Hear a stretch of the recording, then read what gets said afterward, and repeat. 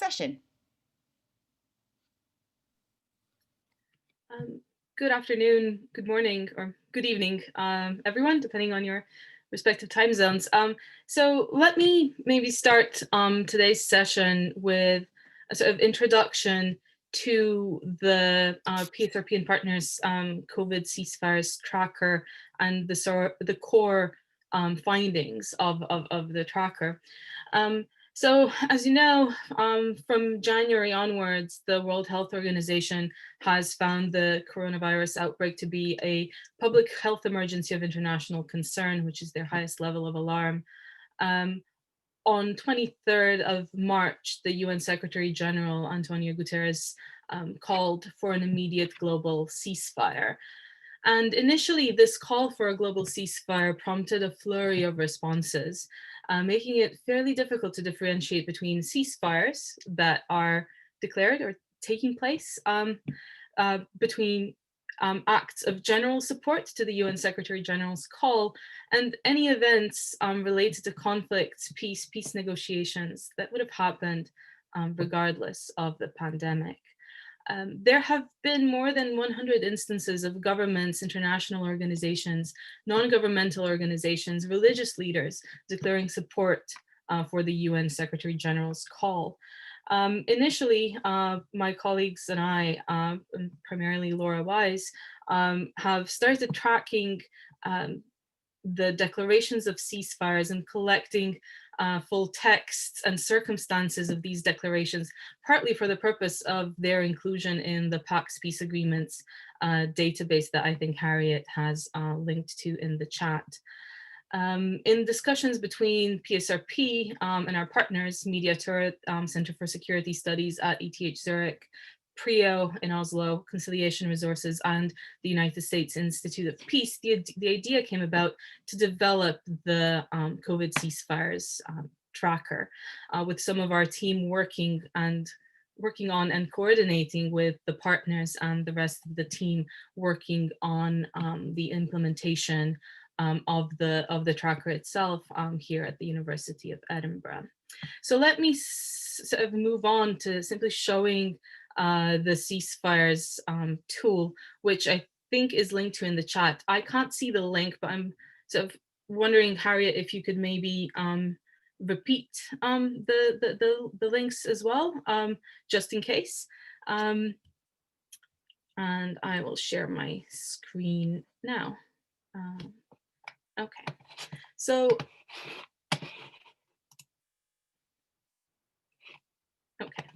So what you can see is the main sort of homepage of the COVID-19 ceasefires tracker. The tracker itself is fairly simple.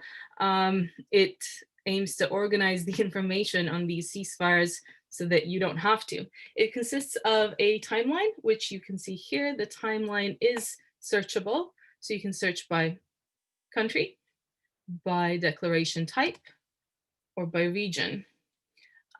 You can also just scroll through the timeline and examine events in more detail there. Additionally, there is a search function that allows, again, for filtering of these various events. So we record 68 ceasefires and related events from 19 countries. These are also shown on a map. The map overlays the COVID-19 ceasefires data and the Johns Hopkins data on the COVID infection rates and numbers. This can be turned off and on, but we do find that it's a useful tool to consider the two in unison. And finally, the web page itself features a new contribute tab where we provide the option for anyone who is interested to add an event or ceasefire declaration that we have missed in our tracking. This will be curated by the researchers at the University of Edinburgh, so nothing posted will be published directly. And I do invite you to sort of have a look at the website and make use of it and make use of the contribute option. Now, this is a very, very brief introduction to the COVID-19 ceasefires tracker, and I will continue with some core descriptive findings from the tracker itself. So the tracker looks into several main categories of ceasefires and ceasefire-related events. So there are the unilateral ceasefire declarations, with a subset of those that have been reciprocated by one of the other warring sides. Then the next category are bilaterally agreed ceasefires. And then there are updates to ceasefires and related events. Now, the related events are included because they are of substantive interest to anyone who wants to research a particular setting. They include events that are sort of too important to ignore, or alternatively very much divergent from what one would expect. So for example, we have events such as the Ambazonia Governing Council announcing at the end of March that they would not agree to a ceasefire. And similarly, in July, one of the armed groups in the Central African Republic announced that they would be supporting humanitarian work, humanitarian organizations, cooperating with health authorities, but in no sense do they commit to any sort of end or pause in fighting. Now, moving on to the ceasefire events that the tracker looks at. The bulk of the tracked events are unilateral declarations of ceasefire. Most of them are really no first strike declarations. So an armed group essentially says, look, this is a difficult situation, both in terms of public health and humanitarian access. We will not strike first, and we're calling on the other sides to reciprocate. However, most of these declarations go unreciprocated. So we see 14 instances of countries where some form of unilateral ceasefire declaration is made, but there's only 4 countries in which an armed group or a government found reciprocity. And these are the cases of Afghanistan, Libya, Philippines, and Sudan. In other cases, one of the parties issues a declaration, and then the response either is missing or is inadequate. Bilateral or multilaterally negotiated ceasefires are quite rare.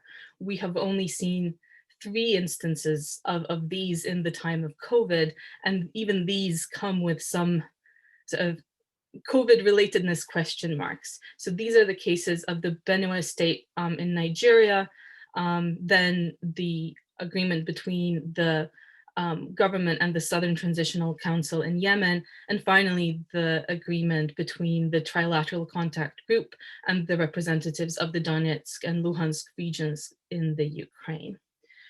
Finally, a lot of the events that the ceasefire tracks that the ceasefire tracker tracks are ceasefire extensions. So any extensions made to pre-existing ceasefire declarations, be they COVID related or prior. Now, I want to stress that caution really is needed when looking at these data. Our ability to assign any of these ceasefire events to COVID and the UN Secretary General's call is quite limited. So in some of the examples I've already mentioned, it is a matter of discussion whether and to what extent COVID-19 and the UN Secretary General's call have been relevant. So for example, in Afghanistan, the ceasefires coincided with the Eid celebrations, and these have precedent in prior years. In Nigeria, this was a local agreement in an area where the Center for Humanitarian Dialogue had previously been active. Finally, in the Ukraine, the July ceasefire is very similar in structure and intent to the previous ceasefires and agreements in Ukraine that are recorded in the PAX Peace Agreements database. So to sort of conclude, I think it's important to note that there have been reactions to the UN Secretary General's call in a wide variety of conflicts and conflict-affected contexts. However, very few of these are sort of direct responses to the UN Secretary General's call, and even fewer seem to have kickstarted wider rounds of negotiations. The ceasefires that we have seen tended to be fairly geographically and temporally limited, and in many cases, even the reciprocity has not materialized. Finally, we think that any analyses of these data need to take into account the fact that there have been some pre-existing processes and pre-existing negotiations and practices that have likely contributed to whatever ceasefire arrangements we have seen. So in a sense, this is a sort of somber finding.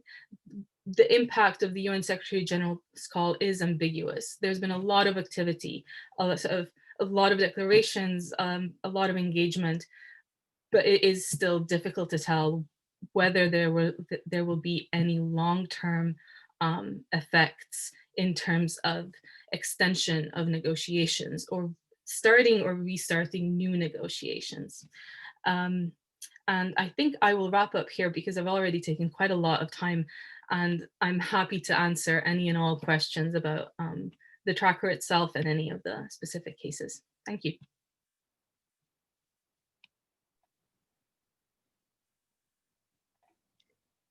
Thank you, Sanya. So I'm going to talk about some of the findings that we've come up with from not only the tracker, but also from a joint analyses of ceasefires declared during the COVID-19 pandemic so far with Christine Bell and Fiona Knaussel, as well as myself and Sanya. I'm going to talk about some of the challenges of supporting the ceasefires that have been declared since March or could be declared going forward during the pandemic, and highlight some, but by far means not all, of the possible ways of mitigating these challenges. So firstly, non-state armed actors often only sustain ceasefires when there's some opportunity for a political process being offered. Some of the ceasefires declared during the COVID-19 pandemic have not really been linked to underlying diplomacy, or they have been in contexts where peace processes have been stalled or stuck in recent years.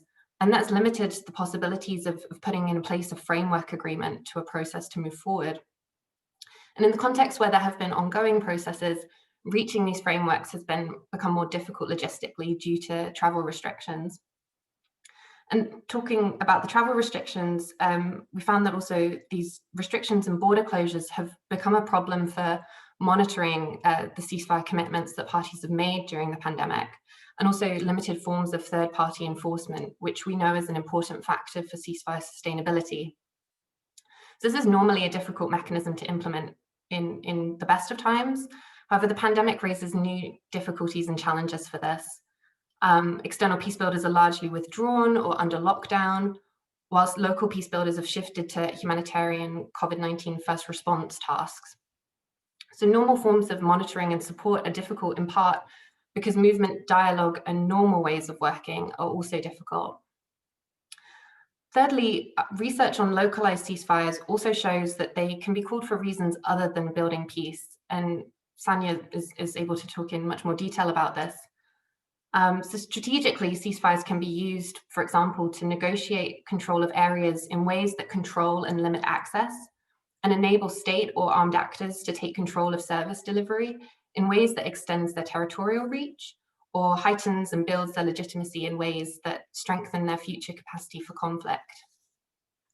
And we've already seen this with some of the COVID-19 ceasefires and the responses to the pandemic, as I think the case studies in Tyler's USIP report highlight really well. So these are just some, but not all of the challenges. And I would encourage you in the chat to maybe, if you have suggestions of other challenges that you've noticed throughout the pandemic, if you've been involved in a peace process or if you're researching a peace process, feel free to contribute that to the chat. I'm just going to go through a few of the issues that those looking to support ceasefires during the pandemic might need to be aware of.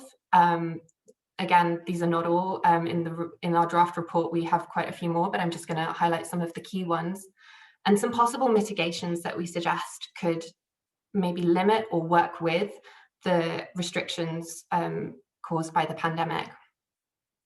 So firstly, we need to understand that conflict and states of emergency are often linked. And so a part of the picture of whether violence is increasing or being halted in conflict zones during the pandemic. State commitments to reciprocate non-state armed group ceasefires usually relate to emergency legislation.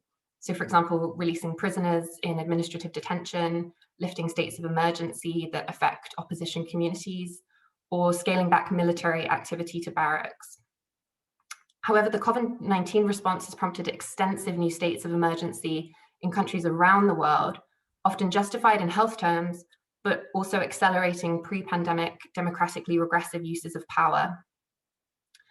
Monitoring the global ceasefire call cannot be severed from monitoring the ways in which states of emergency impact differently on communities in conflict-affected states. PRIO currently has a project looking at this, and we've also found the Global States of Democracy Indices tracker that International IDEA have produced to be a useful way of monitoring this relationship. Secondly, we need to better understand the potential, but also the risks of trying to use humanitarian ceasefires to create or accelerate sustainable long-term peace processes. So in March, when the UN Secretary General first made the call for a global ceasefire, there was a lot of speculation that limited ceasefires to enable humanitarian access and assistance often transition into more substantive, sustained peace processes. Often this is based on the concept of disaster diplomacy, and the example of the post-tsunami process in Aceh is often invoked in comparison. However, humanitarian pauses or humanitarian ceasefires are often categorized by humanitarian actors as strictly distinctive from political negotiations and peace processes in order to preserve the humanitarian principles of neutrality and impartiality, which is something that those wishing to support COVID-19 ceasefires need to be aware of. And as we contemplate the possibility, hopefully, of a vaccine being available in 2021, we look at some of the similar contexts of former health ceasefires.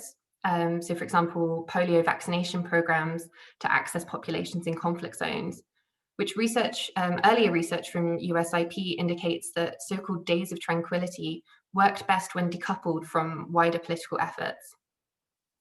However, also forthcoming research about humanitarian micro-agreements by some PSRP colleagues suggests that although humanitarian health actors often try to put a firewall between what they are negotiating for humanitarian reasons and wider political dynamics, they do sometimes see opportunities for trust building and wider positive contributions to nascent peace processes. So we shouldn't rule out this opportunity. However, we would argue that we simply don't have enough systematic comparative research at the moment on the impacts of humanitarian ceasefires and health for peace initiatives and that relationship between those wider political processes, although this is something that we are working on at PSRP, and I know others are as well. One thing that we suggest in order to better understand the potential of humanitarian ceasefires is that peace builders could support innovative ways of bringing together humanitarian professionals, health professionals, and conflict resolution and mediation specialists to understand how humanitarian ceasefires may build other dynamics, particularly those that support information exchange and trust building, but with no explicit attempts to extend the talks or jeopardize the principles of humanitarian actors. Thirdly, we need to think seriously about supporting local initiatives for localized ceasefires and challenging dominant understandings of who mediates and who monitors ceasefires. Whilst the Secretary General's call for ceasefires was global and attracted attention as directed to large-scale conflicts and conflict actors, in many conflicts, there will already be pre-existing local initiatives to reach ceasefires. In some contexts, framing these initiatives as a response to the global ceasefire may be of interest to parties, and in others it might be avoided because it risks delegitimizing existing efforts. So where local initiatives are already in progress, there may be opportunities to support these if they're struggling to survive the virus dynamics and social distancing rules or other travel restrictions, possibly using innovative forms of peace tech or by networking local mediators to ensure peer-to-peer groups of support, such as through the Commonwealth Mediators Network, for example. And also supporting research that seeks to understand what is already underway in localized contexts is important for developing appropriate support rather than seeking to scale down usual mechanisms of supporting national level ceasefires, as the practices of and dynamics of negotiation may be very different. Our research on local peace processes, and I've got a link to one of our reports on this in the chat, is that they're often mediated by those who might not primarily identify as peace mediators. So for example, doctors and other healthcare professionals, business people, women's groups, and religious leaders all play a role in brokering localized peace deals. Given the travel restrictions that COVID-19 places on mediators outside an immediate locale, it's now even more critical to ensure that all those involved in local peacemaking efforts are included in support mechanisms for processes. Local mediators are already well placed to understand local power dynamics that could influence negotiation efforts and to assess who could be influential beyond the usual suspects of mediation architecture and networks. And this is a longer term approach to support, but it could at least work to provide some sort of local momentum. And finally, we need to be aware of the risks to gender inclusion. We know from the PAX Peace Agreement database that ceasefires are already far less likely to take a gender sensitive approach than other stages of peace agreements. And of the 19 ceasefires declared so far in response to COVID-19, none of them contain any specific references to women, girls, and gender, although some do make references to vulnerable populations, which again, conflating that with women has difficult connotations. And this is despite awareness of the disproportionate impact that COVID-19 is already having on women and girls across the world, the need for gender-sensitive COVID-19 responses, which many NGOs and organizations and the UN have highlighted, but also the fact that women's networks are often already highly mobilized on the front lines of healthcare and humanitarian responses to conflict and have expertise that is sidelined when they're not included. So as we get closer to the 20th anniversary of UN Security Council Resolution 1325, there's a real risk that the sense of emergency surrounding COVID-19 means that it will be used as an excuse or a reason to exclude women from ceasefire negotiation processes, and gender-sensitive approaches will not be taken as they'll be deprioritized in that heightened state of emergency. However, given that women also disproportionately comprise the healthcare workforce in many contexts, this could potentially present an opportunity for supporting women's inclusion in negotiations where they've thus far been excluded, particularly if humanitarian ceasefires are being considered. And any support mechanisms for COVID-19 ceasefires need to be gender-proofed and ensure proactive convening and involvement of women. So I'll stop there and I'll pass on to Tyler, and I look forward to the discussion. Thank you very much. These are tough acts to follow. So if I sound repetitive, blame the thoroughness of Sonia and Laura's work. Thank you very much for having me. We at the United States Institute of Peace are so happy to be partnering with PSRP on tracking COVID ceasefires. And if I'm being honest, you are doing the lion's share of the work. In drafting our report, I consulted the COVID tracker probably 20 times a day, and I still check it multiple times a day. So I'm so excited for the accompanying PSRP report to come out, because it goes so in depth on such an impressive range of dynamics related to COVID ceasefires. At USIP, we released a report on COVID ceasefires a few weeks ago, which you can find on our website and in the chat, and it's quite prescriptive. We lay out about 10 key recommendations, and I'll discuss a few of them now, and I hope we can dive deeper during the Q&A. The core takeaway of our report at USIP is that the virus isn't going to do the work for us. Peace builders at every level shouldn't expect that armed parties are going to fall in line and suddenly agree to stop pursuing their deeply held interests simply because there's a health crisis. To put things in context, we should remember that cholera, malaria, famine, Ebola, and a whole range of more manageable health crises like diabetes have devastated modern conflict areas. And parties have not responded to those crises with common solidarity to protect civilians from them. So we cannot expect the presence of a health emergency like COVID-19 to fundamentally alter the behavior of belligerents. And an example is HIV/AIDS. It killed more than 1 million people per year for 10 years, I believe from 2006 to 2016.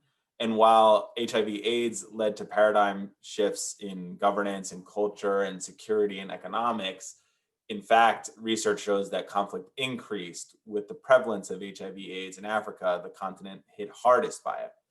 So COVID-19 ceasefires and any ceasefire effort must focus on the interests of conflict parties if they are to be successful. Actors and not the virus are going to make our opportunities for us. Ceasefires vary considerably based on their purpose and duration, and Laura touched on this. In general, humanitarian ceasefires are those intended to allow civilians either access to life-saving goods and services or safe passage. Humanitarian ceasefires are among the most common types of ceasefire, and they rarely set the foundation for substantive negotiations, as Laura mentioned, but nor are they intended to. They sometimes have a bonus benefit of building trust between the parties, but we shouldn't consider we should rather consider a COVID ceasefire successful if it achieves its immediate humanitarian goals. And only in a few already ripe contexts should we expect that a COVID ceasefire will blossom into some comprehensive peace effort. And even then, it's going to take hard and sustained work. So we at USIP, we reviewed the 15 countries where we are most active to take stock of peace building efforts during the pandemic. And so I'm going to hit some of those top line lessons here. The first lesson is that you need to focus on parties' interests. Conflict parties are going to adapt to any circumstance to protect their survival and to secure their interests. And while the virus isn't going to end conflict, it can force tactical or strategic shifts, which can create windows of opportunity. And so in many conflict contexts, parties are going to seek to leverage legitimizing dynamics. And that means that they're going to seek to increase their own legitimacy and try to block legitimizing efforts of their adversaries. So for example, one armed group may seek to lead COVID response in their territories, boosting their legitimacy. We saw this in Myanmar, where ethnic armed organizations led the COVID response effort. But then another armed group or the state may scuttle those efforts or try to take control of those efforts in attempts to tear down legitimacy and impose their own measures. The most promising dynamics are where parties are seeking a pretext to justify their already formed conclusion that fighting is no longer the best option. And as can be expected from these reasons, a ceasefire normally benefits one party over the other, based on battlefield dynamics. And that's the reason why we have seen this prevalence of unilateral ceasefires that Sanya mentioned in response to the global call. And in parties that are calling unilateral ceasefires, they may simply be doing so to increase their legitimacy in the eyes of international community, domestic society, or regional actors, which Sanya touched upon as well. So a helpful approach to ceasefires will address these interests and needs of parties to push for pauses. And so we need to be inducing hesitant parties to COVID ceasefires by making it worth their while. This might sound familiar because it's how it's been done for ages. And one of the core lessons here is that the presence of COVID, it doesn't alter the basic fundamentals of conflict resolution, but it adds a new dynamic. So the next takeaway is that the international community, donor community, needs to be ensuring a ready humanitarian response. That means PPE, test kits, ventilators, therapeutic meds, and related materials that are desperately needed in conflict zones. And the peace building community should induce compliance with ceasefires by showing that these materials are ready to enter the conflict space. And this is going to be doubly true when a vaccine or breakthrough therapeutic is discovered. Armed parties are not going to simply stop fighting indefinitely because there's a virus present, and it's a humanitarian good to stop fighting during this virus. They're going to need to have some sort of humanitarian inducement to show constituent populations that the pause in violence is going to lead to increased humanitarian outcomes, which cynically that they can take credit for. The next big takeaway that we have in our report is that the international community should be taking advantage of the changes in support from foreign conflict backers. COVID-19's first wave disproportionately affected countries that have traditionally supported conflict parties outside their territory with weapons and material support. These countries include Iran, Russia, China, Turkey, UAE, Saudi Arabia, and the United States. Peace builders can leverage the security, economic, and political fallout of the pandemic to discourage further support for conflict and shift these international conflict backers back towards negotiation. It's easier said than done, but these countries that I listed have been hit pretty hard by the pandemic. So there might be an incentive there to take a cheaper path forward. The next finding, and one of the most important ones, is to support local efforts and local actors. Laura touched on this, and it's extremely important. It's something that the international community should already be doing better. A lot of lip service is paid to it, but we need to be supporting the work of women, nonviolent groups, and local peace builders. These are the sources of pressure to pause violence. As Laura mentioned, these are the people that are bearing the brunt of the humanitarian disaster and bearing the brunt of addressing it and ameliorating some of the pain there. And so the pandemic presents a moment where these actors they're taking their rightful place as leaders while the world pulls back to deal with our problems at home. But the challenge is that budgets are being cut and restrictions on their work are making their work difficult. With major GDP hits in donor countries, they're seeing huge percentage decreases in support for local level work. Relatedly, and this is the last recommendation I'll mention before we get into discussion, but peace building should be considered essential work. COVID-19 restrictions have led to lockdowns in many countries, and with the exceptions for certain essential work related to food infrastructure and things like that, the COVID-19 restrictions, they shouldn't be used as an excuse in conflict states to block peace building efforts or to stall the implementation of peace agreements. Instead, all possible measures should be taken to make sure that these essential activities can occur, and the international community can help by disseminating protocols, the latest protocols on prevention and protecting oneself against the virus to local peace builders. And we should be devoting resources to allow that to happen, whether it's through PPE or teleconference equipment and things like that. So there are many more lessons in our report, and so I'll leave it there to start the discussion. Thank you very much again for having me. I really appreciate it. Thank you, Tyler. Thanks, Sanya. Thanks, Laura. We are now moving to questions and discussion. So we're going to pause the recording. This portion of the webinar will not be recorded. I have